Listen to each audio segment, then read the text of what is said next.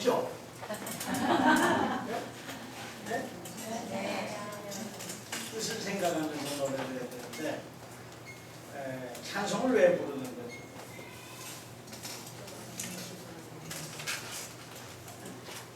찬송을 왜 해야 되죠?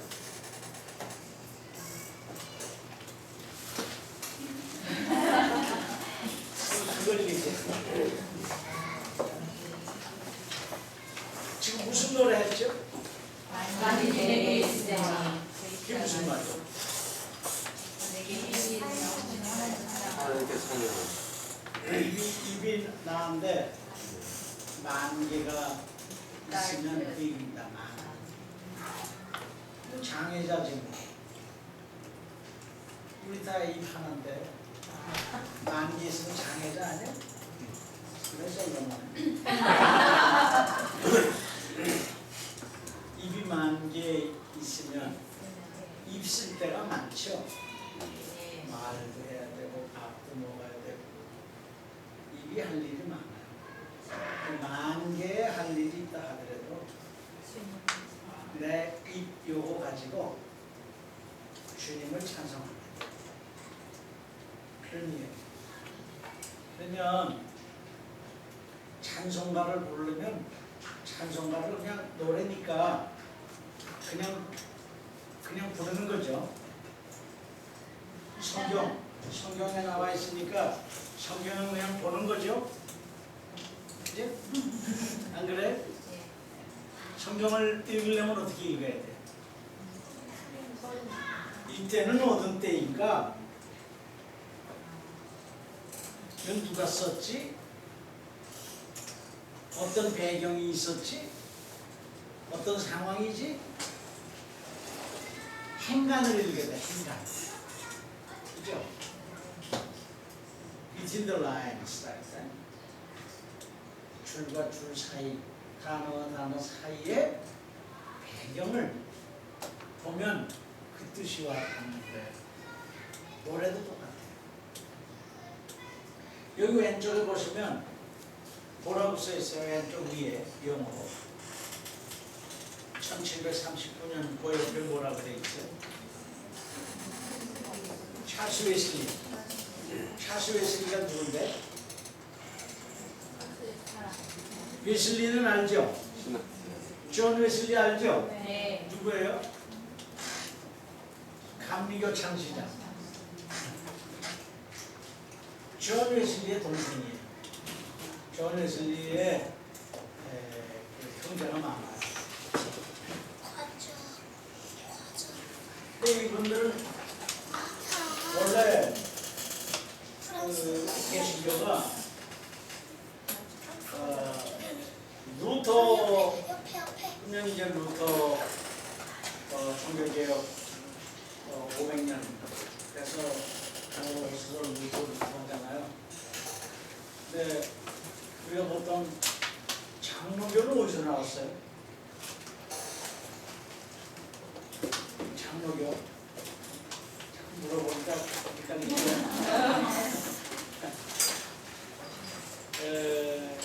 루터의 종교개혁이 일어날 때 많은 곳에서 그런 움직임이 있었어요. 근데 루터는 특별히 뭐 종교개혁 하려고 한 게 아니라 그 상황이 계속 부를 거죠. 이제 그게 됐는데 당시에 이제 스빙글리가 있었고 스빙글리는 루터보다 더 강력한 사람이에요. 루터가 종교개혁을 성공할 수 있었던 것은 인쇄술 때문이고 구텐베르그가 그 전에 금속활자 인쇄를 할 수 있게끔 만들어졌기 때문에 그가 성경을 번역하면 그 번역된 것이 그냥 직접 나오잖아. 당신 라틴어 성경도 또 루터가 한 일이 뭐냐면 하나님은 우리에게 성경으로 말씀하시고 사람은 찬송을 응답한다고 그랬거든. 근데 라틴어를 모른단 말이에요. 유식한 사람밖에 몰라요, 라틴어. 그리고 성가대가 하는 노래만 사람들이 듣고 하니까 찬송가라는 게 없어요, 일반인들. 듣기만 하는 거예요. 근데 마틴 루터가 주창한 게 뭐예요? 제일 중요한 사상이 만인 제사장직이에요. 우리가 모두 제사장이다. 그러면 우리가 하나님을 직접 신부 거치지 않고 회개하면 용서받고 찬양 직접 찬양 드리고 성가도 거치지 않고, 네? 하나님 만나야 되잖아요. 직접 만나는 거야. 우리가 다 제사장이에요. 제사장. 우리가 다 제사장이다 그래. 그러니까 우리는 성경을 통해서 하나님의 말씀을 들어야 되고 하나님을 만나야 되니까 내가 아는 우리나라 말이 돼야 돼. 독일 사람이니까 독일어로 번역이 되는 거야. 우리나라 사람이니까 우리가 우리 성경 보는 거야. 그러면서 우리는 하나님을 만나. 또 표현을 하나님께 찬송해야 되니까 우리 찬송을 부르는 거예요. 그래서 그분이 만든 찬송이 코랄이에요. 코랄. 독일어 찬송이에요. 독일어로 된 찬송을 코랄이라고 해요. 다 찬양하여라 이 찬송 있잖아요. 그게 코랄이에요. 내 주는 강한 성이요. 그 자신이 작사 작곡한 코랄이에요. 이렇게 만들어서 촥촥촥촥 치고나가니까 그냥 확 불붙은 거예요. 전 유럽에. 그렇게 여기 일어난 거예요. 즈빙글리는 스위스에서 이 도시를 제네바를 정말 이제 스위스에 있는 모든 이 나라를 하나님의 나라로 만들어야 되겠다 해서 시작하는 것인데 그분이 싸우다가 죽었단 말이에요. 그 뒤를 계승한 사람이 칼뱅이에요. 영어로는 칼뱅이잖아요. 그분이 장로교의 원조죠, 그죠? 칼뱅이 맞죠? 아니에요. 그분과 같이 협력하던 분이 있는데 그 사람이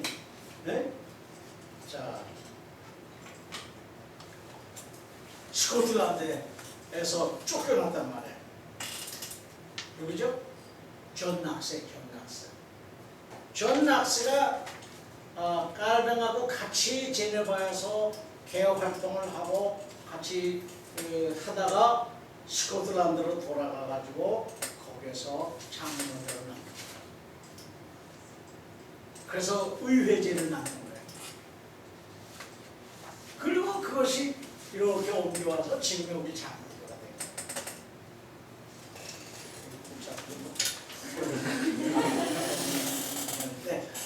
그 재미나는 거는 영국에서 이 개신교가 많이 나와요. 심리교도 거기서 나오고 구세군도 거기서 나오고 감리교 거기서 나오고 근데 얘기하다가 들어가는데 찰스 웨슬리가 누구냐면 신부님이에요.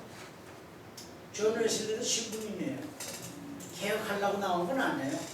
그러나 개혁 성경이 중요하다고 그러고 그 위에서 하는데 계속 반항하고 그러니까 쫓겨났잖아요.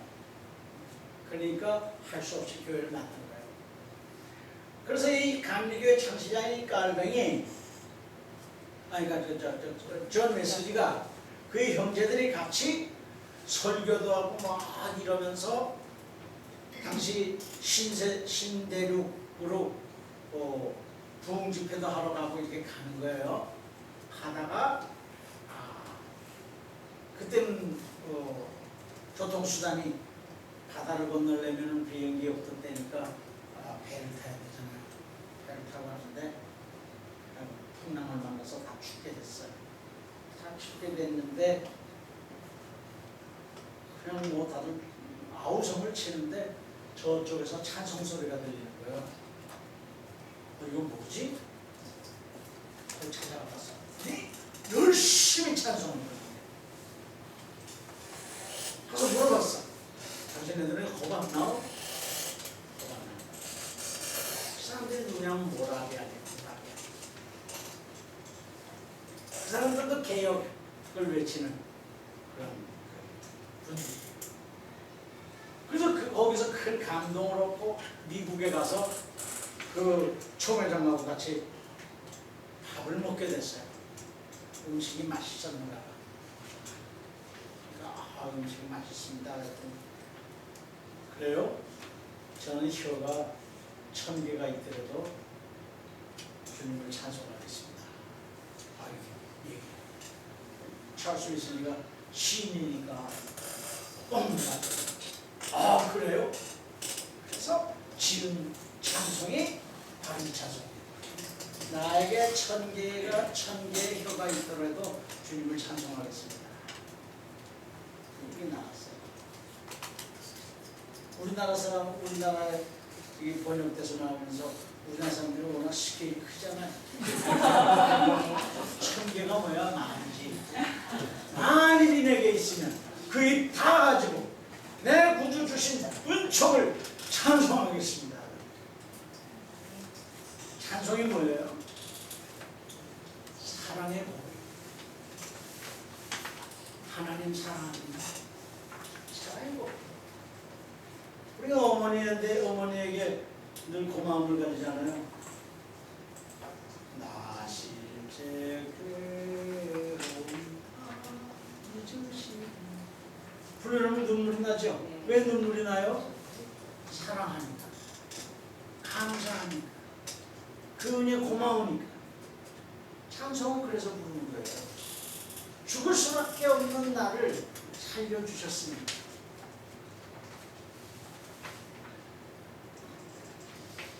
이 벌레 같은 나를 살려주셨습니다. 왜 벌레 같은 말이라는 걸 썼을까? 또 이분이 그래서 벌레가 뭐냐? 그 단어를 좀 바꿔달라고 여러 사람이 요구했어요. 근데 아니야, 나는 벌레야. 더러운 벌레야. 근데 벌레가 애벌레. 내가 이제 거풀을 벗고 주님을 만나서 나오는 날 날개를 펴면서 나비처럼 내가 날아갈 건데 그 얼마나 감사한 일이냐. 그런 시를 씁니다. 우리는 찬송할 때 그냥 부르면 안 돼. 가사의 뜻을 생각하고 먼저 시인이 돼야 돼. 그러니까 가사가요. 만입이 내게 있으면 그 입 떠가지고 내게 주시는 종을 찬송하겠네 하시면 안 돼.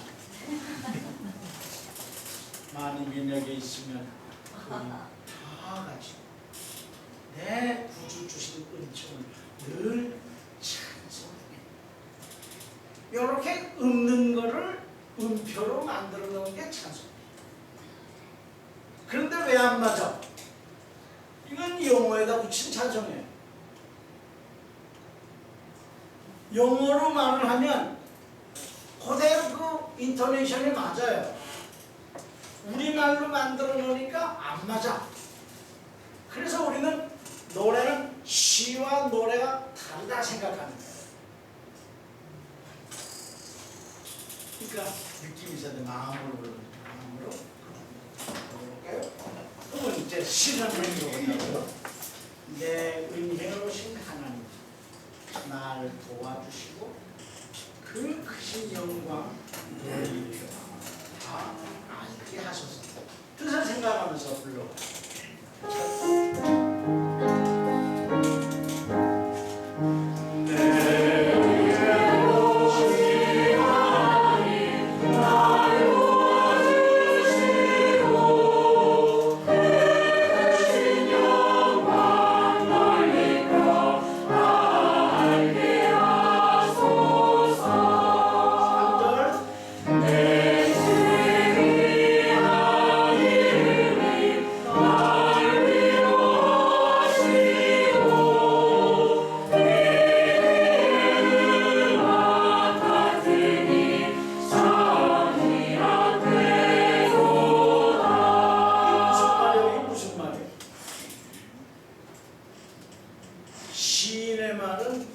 시인에 쓰는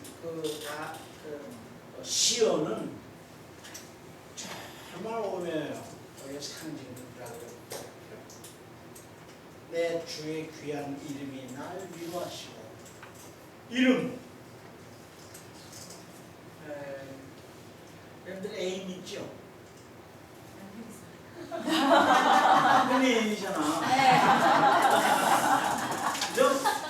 결혼하기 전에 애인이고 남편한테 결혼한 게 남편이잖아. 근데 요새 남편을 애인이라고 취급을 해서 어때요? 연애 시절에 어때?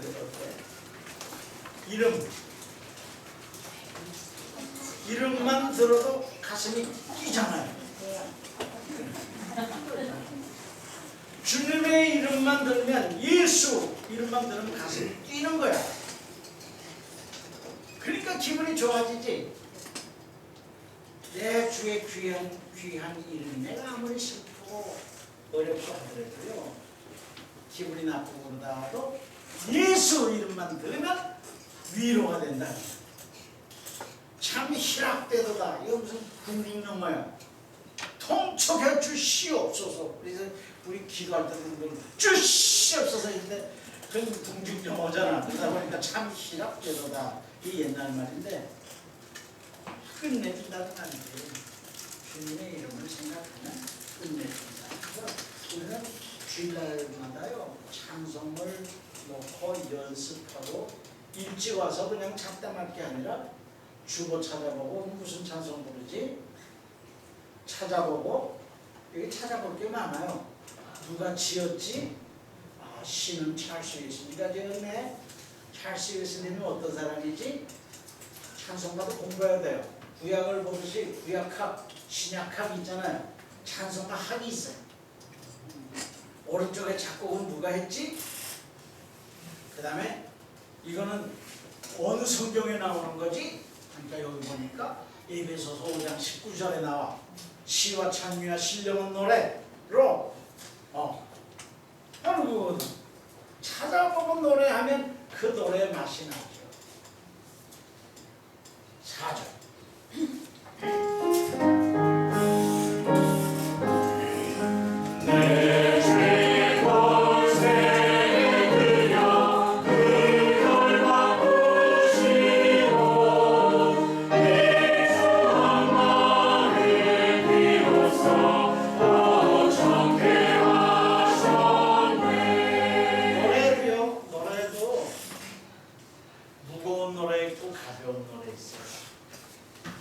부드러운 노래가 있고 딱딱한 노래가 있어요.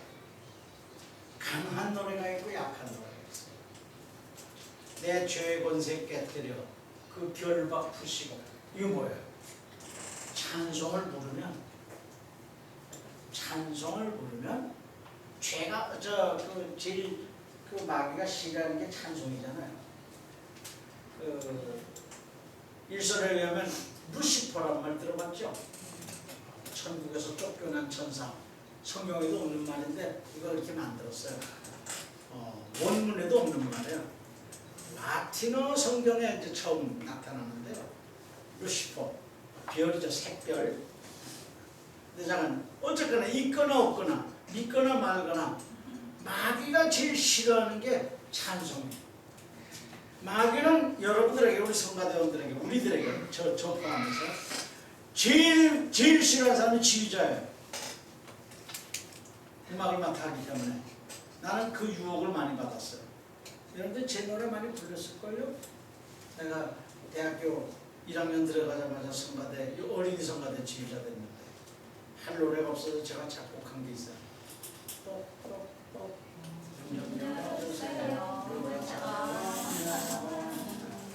이거 외에 많은 걸 작곡했는데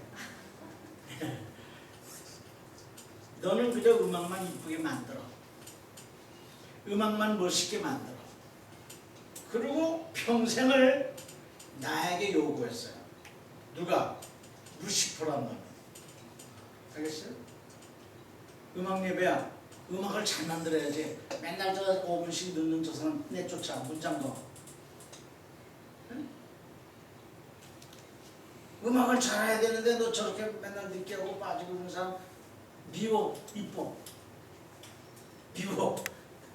미워하게 만든단 말이야. 누구를? 지휘자에게. 지휘자에게만 하겠어요? 목사님에게도 하죠. 장로님에게도 하죠. 그죠? 뭘 어떻게 해? 기분 좋게 하지 마라. 그게 마귀가 하는 일이에요. 인생의 제일 되는 목적이 무엇이에요? 세례받을 때 물어보죠. 뭐죠? 이건 성가대원들은 요리문답 1번. 저 세례받기 전에 요리문답 1번 주잖아. 인생의 제일 되는 목적이 무엇입니까? 하나님을 영원롭게 하고. 그 다음에 그렇게 짧지 않은데?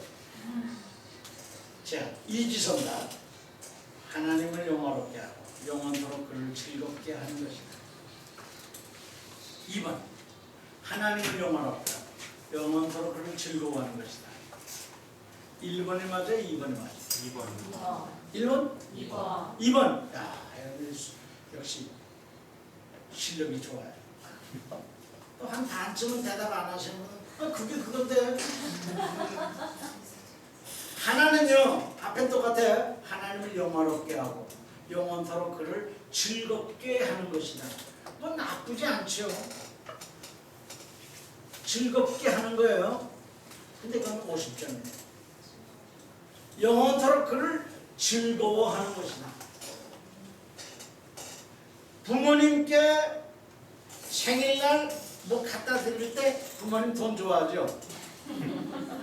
그러나 마음 담기지 않은 돈을 좋아할까요? 아니죠. 누구를 좋아할까요? 좋아하는 게 보이는 사람, 즐거워하는 사람, 자기 부모를 즐거워해. 내가 애들 기를 때 책을 보고 있는데 우리 아들이 아빠! 그리고 아무도 치는 거야. 나 무슨 큰일이 있는 줄. 왜? 그냥. 그때 어때? 얘가 나를 즐거워하는 거잖아요. 한마디로 뭐예요? Enjoy God. 인생의 제일 되는 목적은 무엇입니까? 하나님을 enjoy하는 것입니다. 하나님을 enjoy하는 것. 그런데 마귀는 enjoy하지 못하게 해요. 너는 노래를 잘해야 돼. 그래요. 노래가 목적이야. 그래요? 아니, 노래를 잘해야죠. 근데 노래만 잘해서는 안 돼. 그 노래가 하나님을 엔조이하는 데서 나와야 돼. 마음이 내게 있으면 전부 이루고 하면 그거는 찬송이 아니에요. 찬송이 아니에요. 찬송이 아니에요. 찬송은 뭐예요? 하나님을 엔조이하는 게 있어야 찬송. 엔조이하면 휘파람이 나오잖아요. 그래서 마귀가 제일 우리를 자기의 세계로 끌고 들어가려고 하는 때가 언제냐면 생사를 가릴 때 있잖아. 병원에서 죽음을 앞둔 사람에게 와서 싸웁니다. 끌어가려고. 그래서 우리는 병원에 가서 찬송을 많이 불러요. 찬송을 많이 불러요. 그래서 성가대원들을 위해서 많이 기도해야 됩니다. 성가대원. 마귀는 들어붙어가지고 우리에게 기쁘지 못하게 해요. 그래서 우리는 마귀를 깨뜨려야 돼. 그래서 여기 나오잖아. 내 주의 권세 내 죄의 권세 깨뜨려. 그 결박 부시고. 결박이 뭐야? 나를 꽁꽁 묶어놨어. 꼼짝 못하게 묶어놨단 말이야.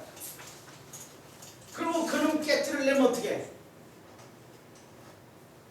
내 죄의 권세 깨뜨려. 이렇게 깨뜨려 이렇게 불러야지. 깨뜨려 그 결박 부시고 하면 되겠어요? 그래서 노래를 가사답게 노래를 해요. 그 크신 영광 이 추한 마음을 비로소 오청케 그렇게 하셨네. 뜻을 생각합니다. 뜻을 생각. 그러니까 이건 빙산의 일각이라 하잖아요. 나타난 조그만 시는 그거요. 그 안에 있는 그래서 하트를 불러야 돼. 하트.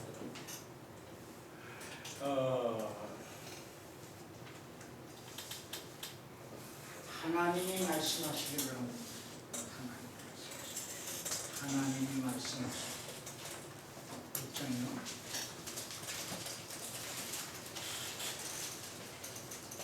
217장.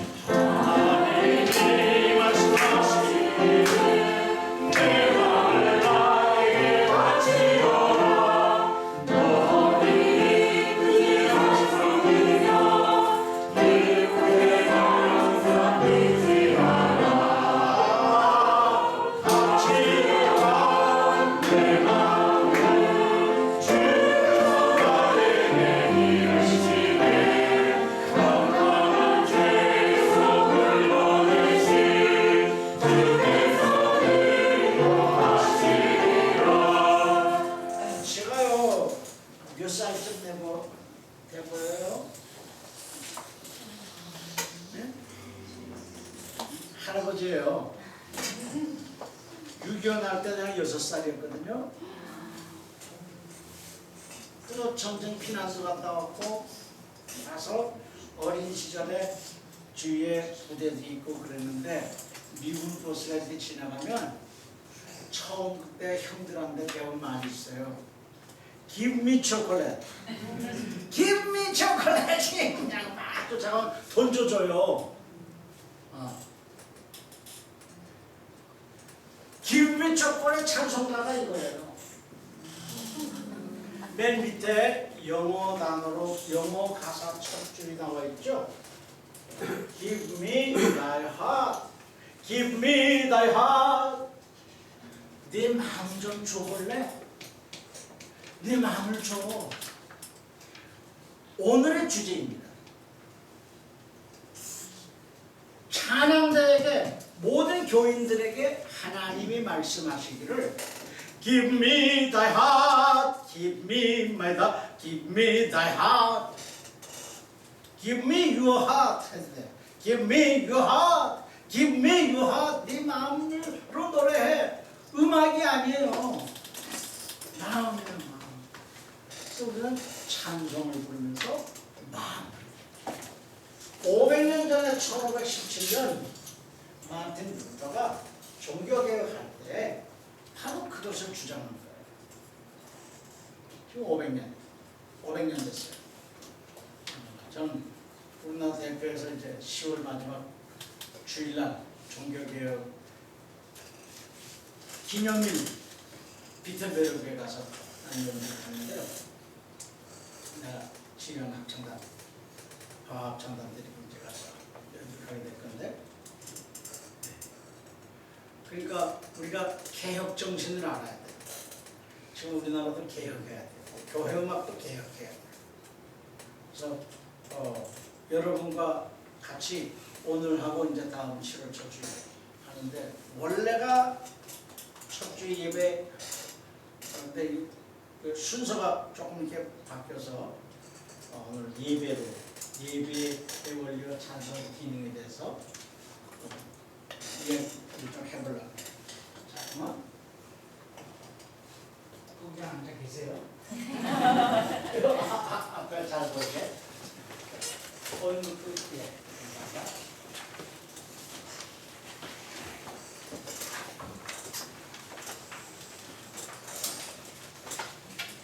예배가 뭐죠? 뭐 좋은 거 없어 집에 가서 보지도 않는 건 뭐죠? 잊어버려. 관심을 가질 필요는 있는데 적을 필요는 없어. 적는 사람 적는 건 언제 적어야 되는가 하면 성가 연습할 때 지휘자가 뭐라 그러면 그때 적어야 돼. 예배가 뭐죠? 우리 예배를 늘 드리면서 예배가 뭔지를 잘 몰라요. 예배가 뭐냐? 대답하는 사람이 좀 없어요.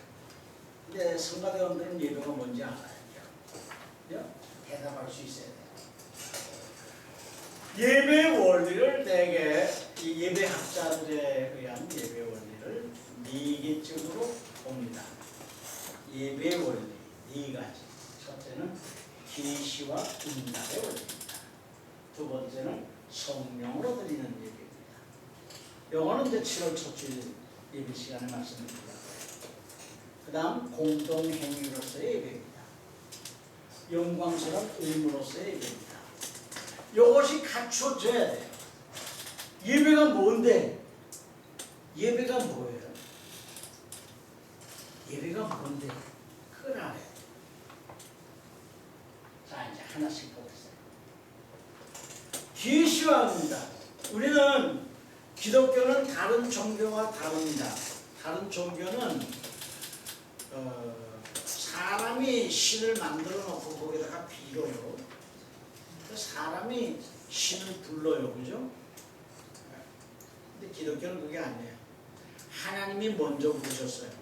아담아, 네가 어디 있느냐? 가인아, 그죠? 나는 뭐야? 모세야, 사울아, 명희여봐 하고 먼저 부르시. 그때 네, 제가 여기 있습니다. 그러면 만나잖아요. 그걸 예배다. 지금 우리가 성가대 세미나 하는데 와라 불렀잖아요. 왔잖아요. 요게 예배. 찬송 기도 그거는 예배 순서고. 우리 직업이 있잖아요. 하나님의 부르심에 합당한 내가 일을 하잖아요. 그게 예배예요. 집에서 밥을 먹잖아요. 대화하잖아요. 주님이 이렇게 보시면서 옆에 와서 듣잖아요. 기특해. 하나님의 뜻에 합당한 삶을 살아요. 그게 예배. 계시는 다른 말로 부르심이라는 말입니다. 응답, 거기서 네 하고 대답하는 거예요. 계시. 그래서 로버트 웨버라고 하는 사람은 만남이라고 그랬어요. 하나님하고 만나니까 어떻게?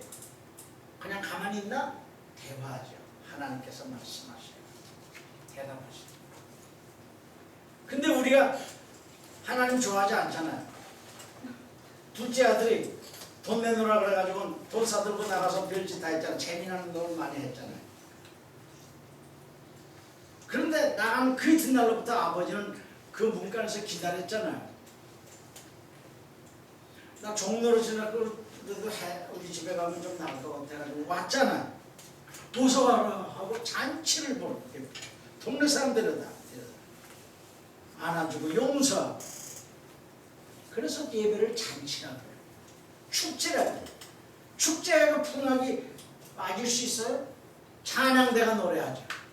그래서 우리 예배 드리는 이 모습은 축제의 모습이에요. 창자들이 모여서 드리는 구원의 축제예요. 구원의 축제예요. 그래서 이건 책 제목만입니다.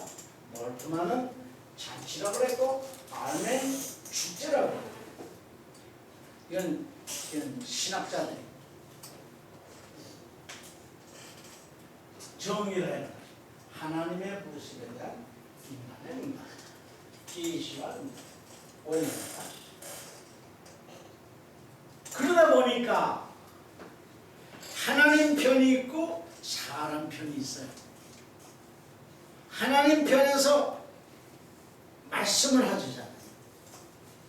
교역자의 입을 통해서, 찬양자의 입을 통해서 하나님께서 말씀을 하셔요. 그러니까 우리가 받는 거예요. 그러나 우리가 응답하니까 말씀을 통해서 하나님께 찬양 드려요. 드리는 게 있는 거야. 드리는 것과 받는 게 있는 거예요. 모두 드리는 게 아니에요. 우리가 받는 것과 드리는 것이 있어요. 예배 순서를 봅니다. 그래서 넓은 의미의 예배는 우리들의 삶, 우리들의 생각, 사상, 우리들의 세계, 이것이 예배입니다. 좁은 의미로서는 내일 아침 11시에 혹은 9시에 드리는 예배, 그 예배. 그래서 아까도 얘기했습니다만 마틴 루터는 하나님은 성경으로 말씀하시고 인간은 찬송으로 응답한다 했습니다. 예배가 뭔지를 우리가 알아야 예배 시간에 우리가 바로 예배를 드릴 수가 있어요. 불러봅시다. 성령으로.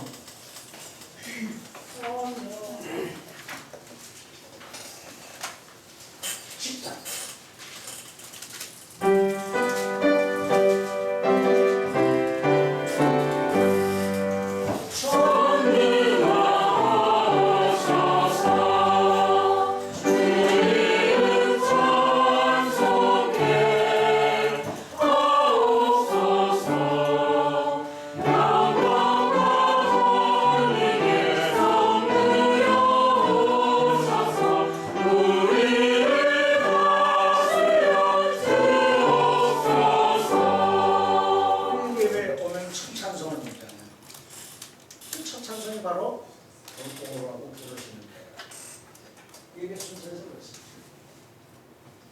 두 번째로는 성령으로 드리는 예배입니다. 성령.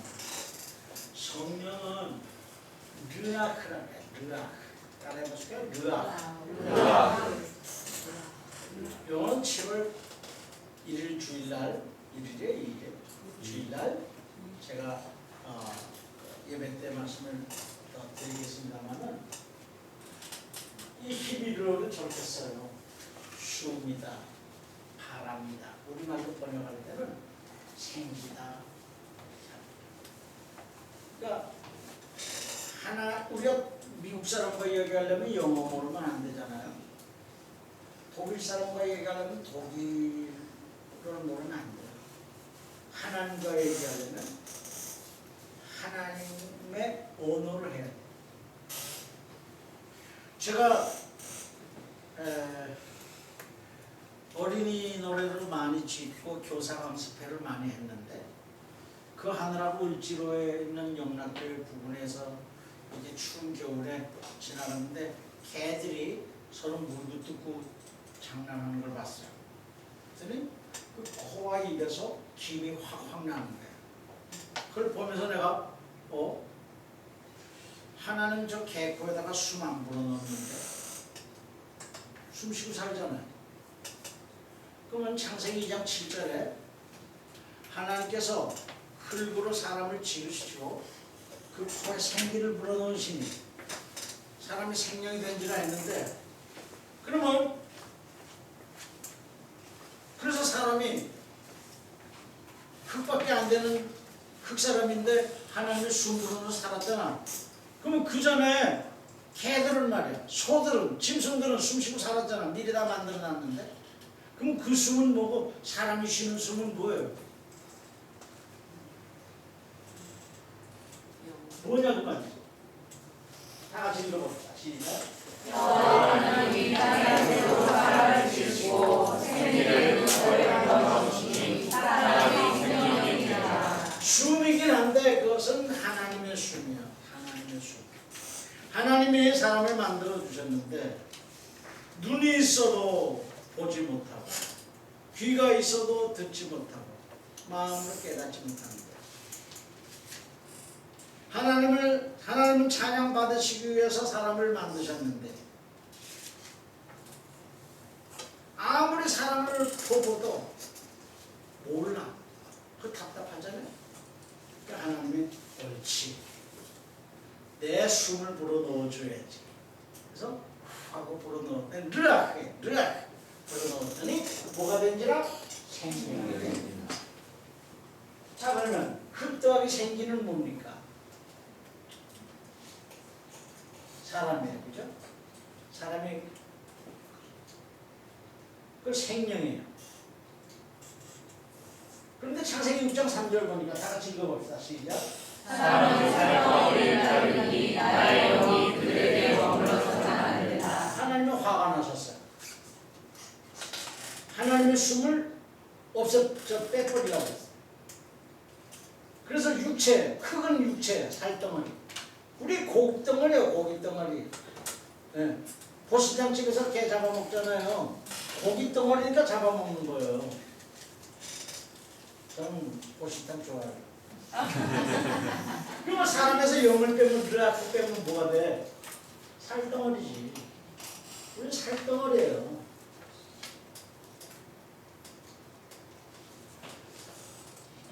우물가에 이렇게 지내다가 예수님이 사마리아 여인하고 이야기를 했어요. 사마리아 여인은 어떤 사람이죠? 사마리아 여인. 아니 원초적으로 사마리아 사람이라고 하는 것이 우리 그렇죠 북이스라엘 남유다. 근데 북이스라엘이 먼저 망하잖아요. 먼저 아시리아에 가서 만들어놨는데 그냥 바벨론에서 유다 사람 잡아가듯이 잡아간 게 아니라 가가지고 다 혼혈을 만들어 버렸잖아. 사람들이 이주시키고 있고 완전히 혼혈이 됐어요. 그냥 무시할 수밖에 없지. 유다 사람들. 그래서 만나지도 않고 그런 사마리아 사람인데 게다가 더러운 여자와 같이 이야기를 하는 거예요. 근데 거기서 유명한 말이 나요. 하나님 예배할 때가 언제라고 예수님이 말씀하시죠? 그리고 그 예배할 때 어떻게 하라고? 하나님은 영이시니 신령과 진정으로 예배하라. 신령, 영이시니 르아크니까 신령과 신령 뭐야? 르아크 진정 이성으로 예배하지 않아. 이렇게 말씀하셨어요. 그러니까 사람 빼기 영은 죽은 사람, 사람 더하기 영은 산 사람. 예배는 신령과 진정으로 드리는 것입니다. 그러니까 하나님의 숨이 없으면 안 돼요. 그게 예배예요. 예배에 성령이 없으면 안 되는 거예요. 성령. 영어로 드리면 어떤 일이 벌어질까요? 다 같이 시작. 여호와께 즐거운 찬송을 부르시라. 기쁨으로 여호와를 섬기며 노래하면서 은혜하게 나아가시라. 감사로 그의 이름에 들어가며 찬송으로 그의 궁정에 들어가서 그에게 감사하며 그의 이름에颂颂하시라. 여기 키워드가 3개가 있어요. 찬송의 궁정, 그죠? 찬송하고 궁정. 감사의 문. 그 다음에 기쁨의 길이에요. 그래서 이 지금 궁정이라고 부르자고요. 이 궁정에는 이거 여기 들어가려면 여기 들어가야 찬송의 궁정이에요. 궁정이에요. 이 길은 기쁨의 길이에요. 이 문은 감사의 문이에요. 저 문이 감사의 문이에요. 감사하지 않으면 찬송이 아니에요. 기뻐하지 않으면 찬송이 아니라는 거예요. enjoy가 그래서 enjoy라는 말을 제가 자꾸 얘기합니다. 멸류관 가지고 할 때 기쁨이 있냐 없냐 항상 확인하셔야 돼요. 내 마음이 감사한가 확인해야 돼요. 그래서 항상 이렇게 감사한다. 이스라엘 찬송 가운데 거하시는 주여 시편 22편에 얘기를 하는데 그래서 칼바르트는 이분이 칼바르트는 찬송은 하나님의 숨결이 머무시는 곳이다. 하나님의 숨결이 어디 머물러? 우리 찬송 가운데 머물러. 예배에 대한 오해입니다. 하나님만 기쁘게 하나? 아까 했죠? 아까 얘기했죠? 사람의 첫째 된 목적이 무엇입니까? 시작. 하나님을 영화롭게 하고 영원토록 그를 즐기는 엔조이하는 것입니다. 엔조이하는 것입니다. 내가 기쁘지 않으면 하나님도 기쁘지 않으셔요. 찬송할 때마다 언제나 확인할 것은 내가 기쁜가? 내가 감사하고 있나? 내가 즐거운가? 480편입니다.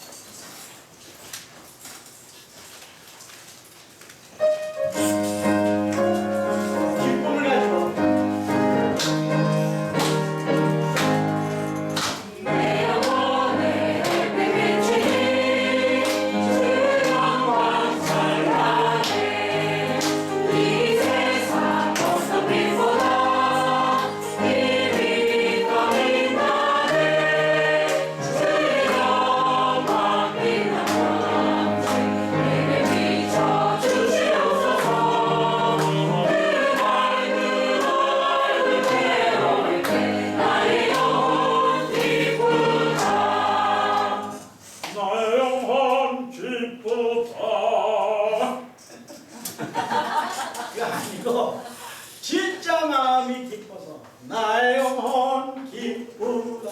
박수 안 쳐도 기쁜 거죠. 기쁘다. 아, 좋다. 엔저예요. 하나님을 엔저예요.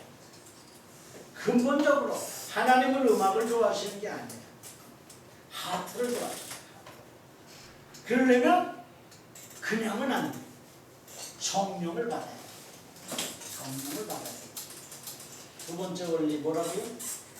성령으로 드리는 예배. 첫째는 계시와 응답의 예배. 세 번째가 저희 공동행위로서의 예배입니다. 기독교는요 개인의 종교가 아니에요. 공동체의 종교입니다. 그래서 기독교에서는 나보다 우리라고 하는 말을 많이 씁니다.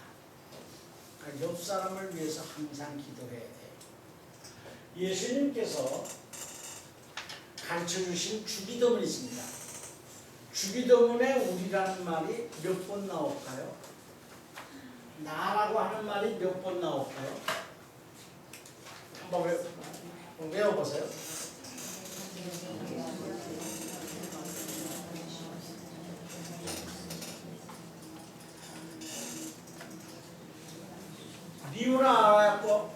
리우라야코라는 그 유명한 작가 있죠. 이분이 성경 해설을 쓴 것으로도 유명한데요. 그분이 신약 해설을 쓰면서 주기도문을 쓰면서 하늘에 계신 우리 아버지 있는 걸 거기 하시면 쭉 써나가다가 여기서 딱 막힌 거예요. 오늘날 우리에게 일용할 양식을 주시고. 근데 이거 잘 풀리지 않는 거예요. 일용할 양식을 주시고. 일용할 양식을 주시고. 나 먹고 사는데. 전에는 가난했는데 지금은 내가 먹고 사는데. 그리고 사흘을 끙끙했습니다. 안 풀려서. 그러던 날 우리에게 일용할 양식을 주시고 일용할 양식을 주시고 앞에 우리에게가 있는 거예요. 저 이북에 있는 굶고 있는 꽃제비들에게 일용할 양식을 주시고 저 중동에 있는 그 전쟁터의 난민들에게 일용할 양식을 주시고 우리 옆집에 사는 사람에게 직업을 잃은 사람에게 일용할 양식을 주시고 그거예요. 그러니까 하늘에 계신 우리 아버지 나오잖아요. 그다음에 우리에게 일용할 양식 우리가 우리에게 우리 죄를 전부 우리의 그죠? 6번 나. 그러니까 저는요 조금 교만한 얘기입니다만 누가 기도할 때 나를 구원해 주신 예수님 이름으로 기도합니다. 이렇게 기도하면 아이고 예수 잘못 믿는구나. 복음은 납니다. 내가 구원받아야 돼요. 예배는 우리예요. 함께. 그래서 예배 드리러 올 때 예수님께서 화해하고 오라고 했거든요. 그래서 예배 순서에 보면 찬송가도 함께 부르고 주기도문도 함께 부르고 사도신경도 함께 하잖아요. 사실은 장로님들 기도하는 건 우리나라밖에 없는 거예요. 원래는 목회 기도. 불러봅시다. 29장.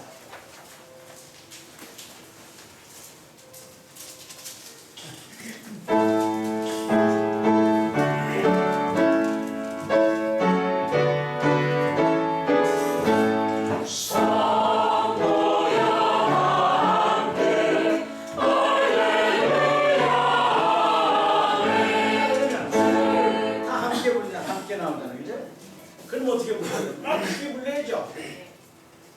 어떻게 불러요? 합창은 귀로 하는 거예요. 노래 목으로 하는 게 아니에요. 그러니까 귀로 하는 거예요. 저는 그래서 그래도 그렇게 많이 쓰고 세미나 할 때마다 하는 거예요. 목사님 절대로 마이크 대고 노래하지 마세요. 마이크 대고 하면 그거 독창 아니죠. 옆 사람 소리를 못 들어요. 소리 올라가면서 하나님께 올라가는 걸 느껴야 돼요. 둘째 단수입니다. 주를 찬양하여라 할렐루야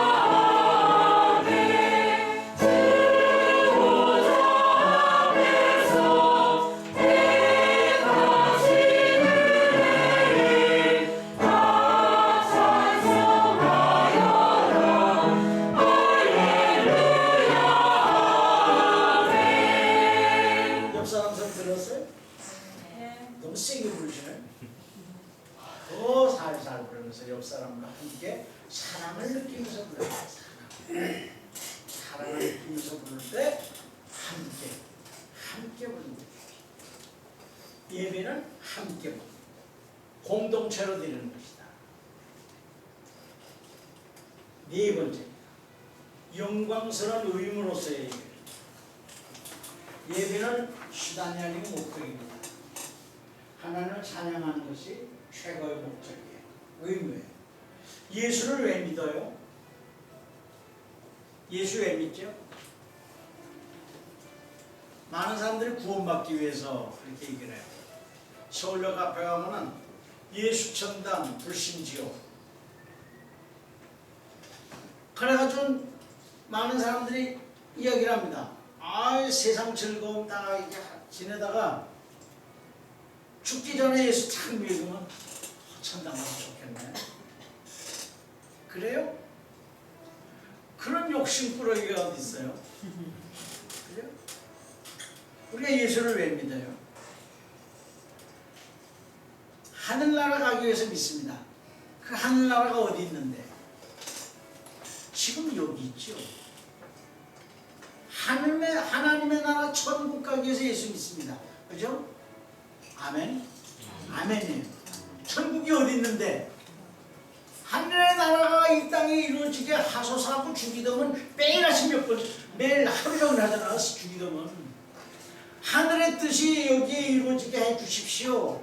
그게 하늘나라 아니에요. 거기에 가게 해달라는 거지 꼴깍하고 죽은 다음에 가게 해달라는 게 아니잖아요. 그러면 우리가 다 천국 백성이잖아요. 주민등록증 다 있죠. 천국에 주민등록증이 있어요. 단지 우리가 지금 여기 이 세상에 살 뿐이죠. 우리가 미국에 여행을 간다 할 때 여권 받고 비자 받고 영종도에 거의 터미널에서 검색하고 딱 들어가는 순간 뭐예요?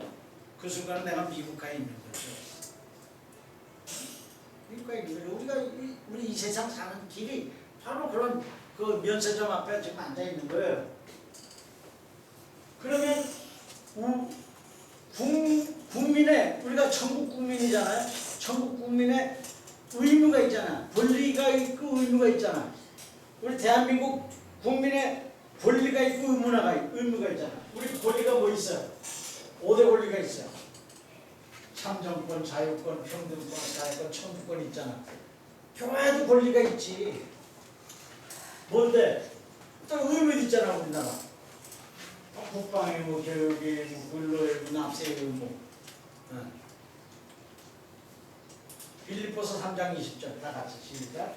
오직 예수님과 하나님이라 그리스도 선한 자 곧 주 예수 그리스도를 기다리노니. 우리가 천국 국민이에요.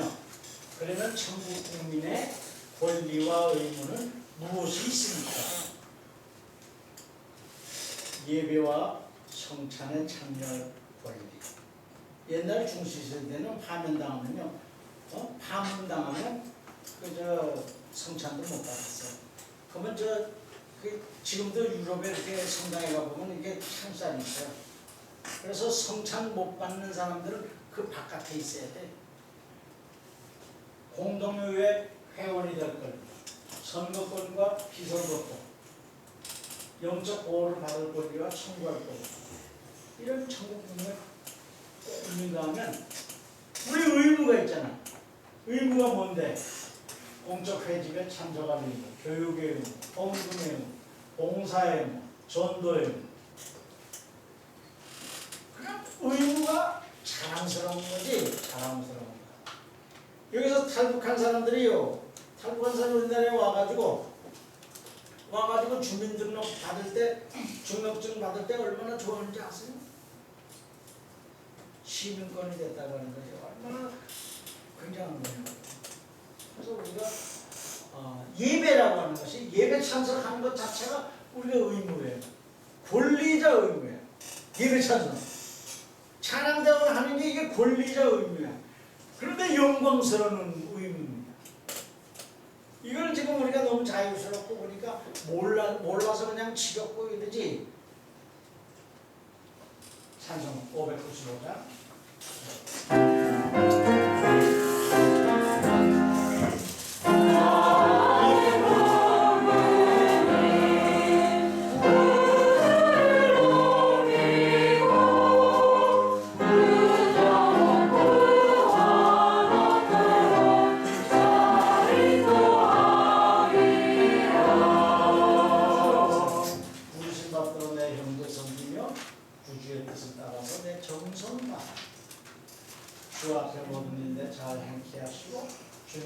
때 상받게 하소서. 항상 깨어서 기도드리고 내 믿음 변치 않도록 도와주소서. 아멘. 이 예배를 알고 우리가 노래를 불러요. 그러니까 우리는 교육자들이거든요.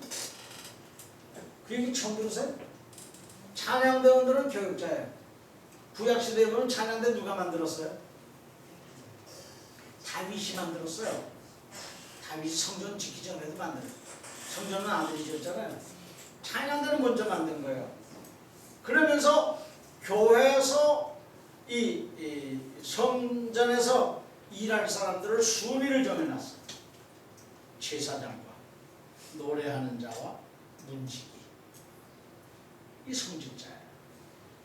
근데 찬양대는 아무나 안 뽑았죠. 이 사람들은 누구한테 뽑았어요? 레위인만 뽑았어요. 레위인이라는 게 뭐예요? 성직자라는 소리. 여러분들이 입는 이 성의는 가운이라고 해야 가운 아니에요. 로브예요, 로브. 옛날 세마포 입다 못이 성의예요, 성의. 이거는 뭐예요? 영의 옷이에요. 나는 성직자다. 우리는 성직자예요. 찬양대의 기능이 있습니다. 찬양대의 기능은 또 우리 성가대요. 이거 나야 돼요.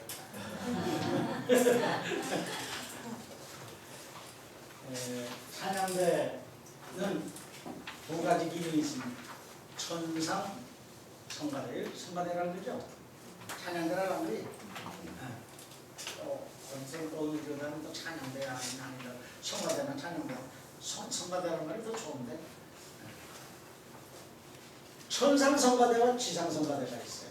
왜? 예배의 기능이, 예배가 뭐라고? 계시와 응답의 원리라고 그랬잖아요. 하나님의 부르심과 인간의 응답, 받는 것과 드리는 것이 있어요. 거기에 기능이 있는 거지. 그래서 하늘 찬양대의 모형입니다. 우리는 하늘 찬양대의 모형이에요. 그래서 성의를 입는 거예요. 그래서 앞에 앉는 거예요. 하늘 찬양대. 음악 목회자예요. 목사님은 성경을 가지고 목회하세요. 찬양대는 찬송을 가지고 목회하는 우리 목회자예요. 그 의식을 가져요. 두 번째는 지상 찬양대입니다. 그럼 지금 여기서 미리 생각해 보세요. 나가 천상 찬양대인데, 천상 찬양대가 언제인데? 누가복음 2장 14절이 무슨 내용인지 아세요? 누가복음 2장 그러면 생각나는 게 있을 거예요.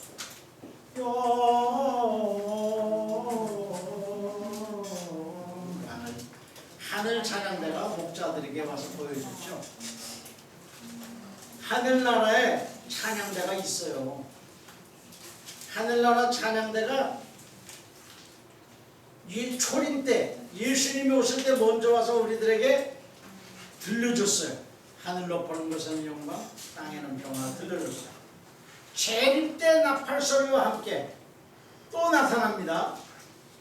그리고 요한계시록에서 24장로들과 14만 4천 내 구원받은 무리들이 찬양하는 소리가 거기 나오죠. 거기 할렐루야가 그거 아니에요.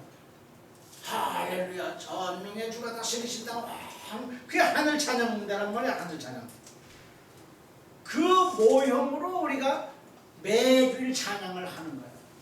어느 순서에서 안 가르쳐줘. 그건 조금 이따 할게. 어느 순서에서 하느냐 그 말이에요. 그거를 여러분들이 구별해낼 줄 알아요. 두 번째는 지상 찬양입니다. 왜 앞에 앉아요? 본이 되기 때문에. 본. 성도의 모범이 된다. 성도의 모범이 된다. 디모데에게, 바울 선생이 디모데에게 업신여김을 받지 말고 모든에게 본이 되라고 말씀하셨어요. 우리가 거기 성가대석에 앉아 있을 때 본이 돼야 돼. 예배는 저렇게 드리는 거구나. 그러니까 앉는 자세, 들어오는 자세부터가 성직자 같이 들어와야 돼요. 그 다음에 목사님 설교할 때 졸음이 와도 반응을 잘 해야 돼. 그 다음에 찬양대 노래할 때 어떻게? 엔조이하는 얼굴로 이렇게 내.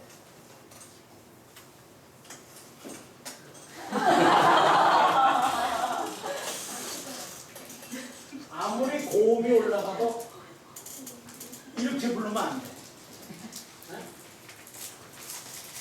이렇게 불러. 그러니까 성가대 모습이 아름다운 신자의 모습이 돼. 그게 예배에서 나타나야 돼요. 그게 성도의 모범이에요. 그리고 우리 삶이 사람들에게 지적을 당하면 안 돼요. 정말 신자의 모범이 되는 삶이구나. 이런 소리 들어보지 않았어요? 이렇게 시장에 가서 음식 사다가 뭐 재료 살려고 그럴 때 아이고 교회 다니지 않으세요? 그런 사람 있죠? 그 말이 무슨 말입니까? 하나님 닮았다는 얘기예요. 혹시 있어요? 이런 거. 예수 믿는 사람 얼굴이 있죠? 그 찬송 많이 불러서. 그래서 얼굴이 예수님을 닮았어. 하나님을 닮았어. 하나님이 처음에 창세기에서 사람을 지으실 때 이미타시오 데이 하나님 닮은 모습으로 창조하셨어요. 이런 모습으로. 이마고 데이 이마고라고 하는 말이 하나님의 이미지라는 거예요. 형상. 하나님의 이미지로 이렇게 만들어졌어요. 2개월 전에 내가 세 번째 손녀딸을 봤는데 그놈이 할아버지를 닮았어. 얼마나 좋아. 우리는 하나님 닮은 모습을 보여줘요. 누구에게? 신에게. 그러려면 어떻게 해? 내 하트가 즐거움으로 가득 차. 감사로 가득 차 있어요. 그래서 모범을 아무리 졸려도 근데 이상해요. 성가대석에 앉으면은 이상해요. 성가대석 나도 그래. 아까 친구가 근데 앉으면 이게 대고 싶어. 성령 하려고 이러면은 일자가 이렇게 쭉.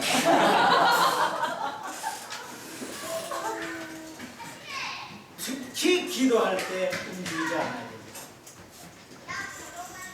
움직이려면 찬송할 때, 눈 뜨고 쉴 때 움직이지 않아요. 어린이들이나 초신자들에게 시험 들게 합니다. 내가 어려서 그랬거든요. 부스럭 소리가 나서 이렇게 떠봤더니 안수입사님이 세고 있더라고요. 주보에 내려고 숫자 내려면 가만히 있을 때 세는 게 제일 좋잖아. 세고 있더라고요. 어린 내 마음에 상처가 오는 거예요. 저 선생님 주일학교 선생님 할 때는 다 인감으로 그래놓고 자기는. 자, 이제 예배 순서에서 봅시다. 우리가 예배. 이제 곧 끝낼게요.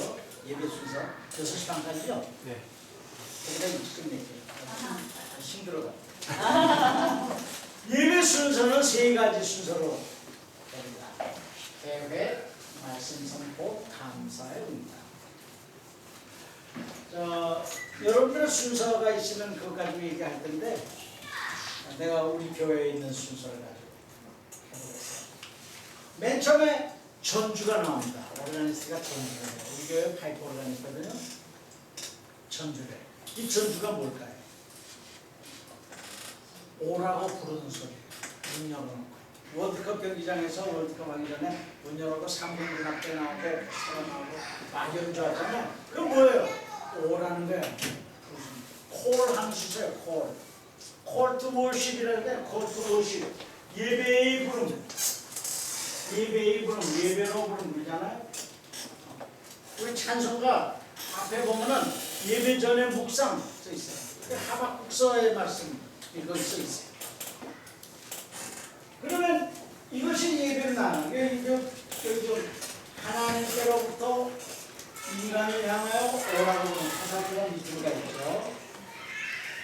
그러니까 목사님께서 예배 부름을 하면 찬양대가 응답성을 해요. 그러면 인도자가 기원을 해요. 목사님한테 부름하시죠. 이것이 바로 부르는 순서예요. 다시 말하면 오르간 전주 콜 투 워십이라고 해요. 콜 투 워십. 부르는 순서 하나님께서 불러요. 그러면 다수의 세상으로부터 한 분에게 하나님으로 나아갑니다. 그러면 오르간 전주 때 어떻게 해야 될까요?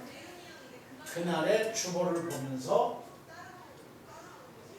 묵상하고 찬송도 찾아놓고 성시교독도 찾아놓고 성경 본문 찾아보고 헌금 준비하고 교회 소식 이 책갈피와 포스트잇을 준비해서 어떻게 해놓고 예배 준비해야죠. 그럼 우리 교회에서 차임을 치는데 다 같이 읽어보세요. 어디 보세요?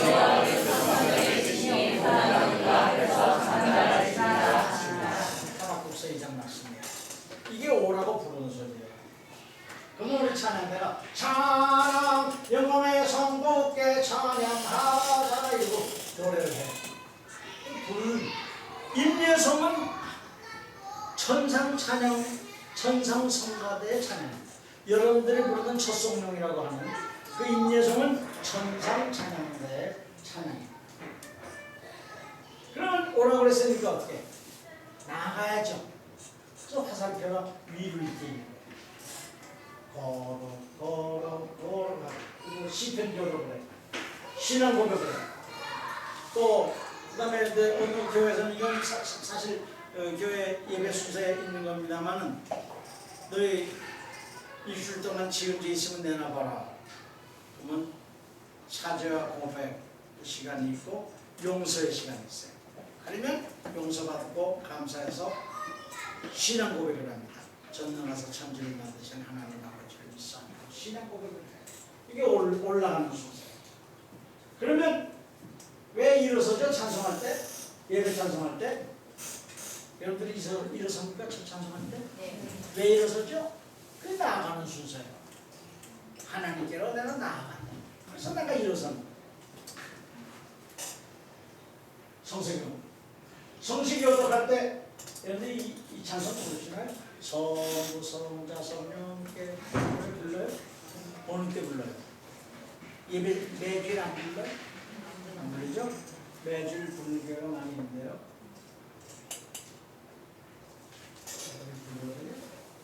신앙 고백입니다.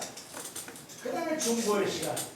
장로님이 우리를 대표해서 기도하고 찬양대가 기도성을 해요. 그 기도성은 뭐예요? 그런 중보의 기도성이에요. 많은 이들을 대표해서 드리는 거예요. 이건 지상 찬양대 주기도입니다. 그럼 대표 기도하잖아요. 그럼 봉헌을 해요. 우리 교회는 봉헌이 설교 전에 있는데 설교 후에 있을 수 있죠. 드리죠.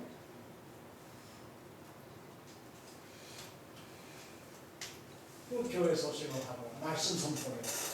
그럼 또 받잖아요. 우리가 말씀 선포하잖아요. 받으면 설교 후에 어떻게 해? 찬양 있죠? 찬양하잖아. 설교 한 다음에 설교 받았으니까 선물 받았으니까 우리가 선물 다시 드려야지.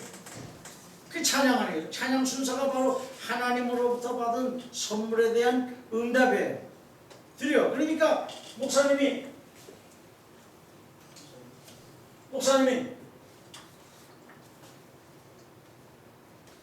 다시 하나님께 그래? 그럼 아까 준 선물 보따리 가져와봐. 풀어봐. 첫째로 아까 주신 성경 봉독 있잖아. 성경 봉독이 선물이잖아요. 거기서 우리가 감사했잖아. 그러니까 하나님이 다시 가져오라고 그래가지고 그거를 풀러보라고 그러는 거예요. 그래서 첫째로 해서는 둘째로 셋째로 어느 날 선물이 많은 때가 있어. 마지막으로가 여러 번 마지막으로 설교 시간에 그 감사하니까 그 다음 찬송은 뭐야? 또 감사의 찬송이지. 그래서 또 올려드립니다. 이게 지금 대화의 원리예요. 지금 예배를 제가 설명을 이게 오랫동안 하는 거예요. 받는 순서와 드리는 순서가 있는 거예요. 그러니까 그 다음에 어떻게 해? 세상에 나아가. 그 마지막 찬송. 세상에 나가게 해서 그 다음엔 축도를 해서 내보냅니다. 축도를 해서 내보내는데 어떻게? 이제는 아까는 맨 첫 순서는 다수의 세상으로부터 한 분이신 하나님으로 나아가는 순서였는데 이제는 한 분인 하나님으로부터 영향을 받고 능력을 받아서 권능을 받아서 저 사마리아 땅 끝까지 나가는 거예요. 나아갔다.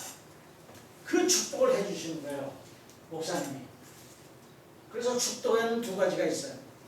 우리 찬송가에 그 적혀 있어요. 마지막 묵상. 예배 후의 묵상이잖아요.